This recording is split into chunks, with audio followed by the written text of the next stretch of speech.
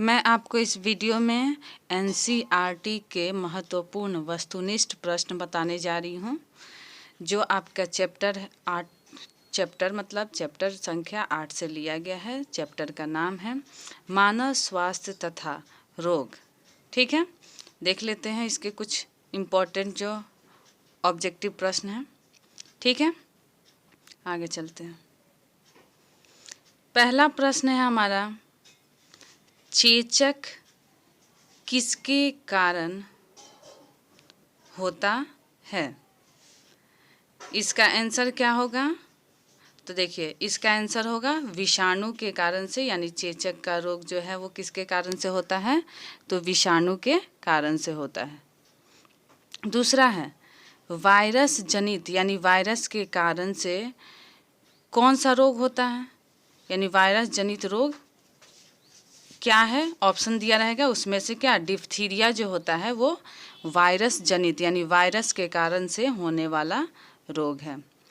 तीसरा देखिए क्या है, चिकन पॉक्स, जिसको सामान्य भाषा में चेचक भी कहा जाता है, किसके द्वारा होता है? तो वेरिसेला वायरस के द्वारा, यानी ये भी वायरस के द्वारा होने वाला रोग है, लेकिन वेरिसेला वायरस का नाम है, उसके द्वारा होता है।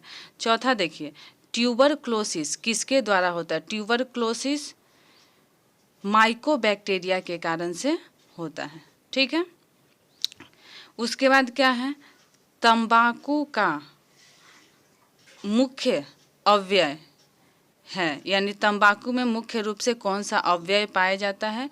तो निकोटीन पाया जाता है, जिसके कारण से इंसान को क्या होता है? नशा यानी नींद आना प्रारंभ होता है। ठीक है, छठा देखिए क्या है, एल्कोहल से कौन से अंग पर कुप्रभाव पड़ता है? एल्कोहल यानी शराब से, तो यकृत यानी लीवर। इतना आपको समझ में आ गया। अब देखिए सातवां प्रश्न क्या है, कौन सी औषधि, औषधि यानी दवाई, गहरी निंद्रा को प्रेरित करती है? यानी कौन सा दवाई लिया जाए जिसके कारण से क्या होता है? बहुत गहरी नींद आएगी। तो सेडेटिव जो है दवाई का नाम है, जिसके कारण से बहुत अधिक नींद आती है। बहुत अधिक मतलब बहुत गहरी नींद आएगी। ठीक है, आठवां प्रश्न देखिए, मलेरिया का कारक जीव, यानी मलेरिया किस जीव के कारण से उत्पन्न होता है? तो प्रोटोजोआ के कारण से। प्रोटोजोआ के बारे में आप लोग 9th 10th से ही पढ़ते आए होंगे। उसके बाद 9 नंबर प्रश्न है, क्या कह रहा है कि संक्रामक रोग कैसे फैलते हैं? संक्रामक रोग यानी पानी के द्वारा, हवा के द्वारा, एक दूसरे के शरीर के स्पर्श से, ये तीनों कारणों से फैल सकता है।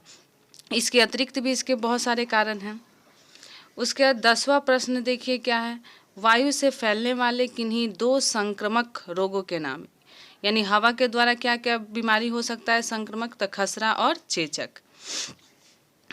उसके बाद ये प्रश्न है 11वां नंबर, देखिएगा ध्यान से, क्या कह रहा है, चेचक तथा तपेदिक के उत्पन्नकारी जीव के क्या नाम है? यानी चेचक और तपेदिक, तपेदिक एक बुखार के तरह ही होने वाला बीमारी है।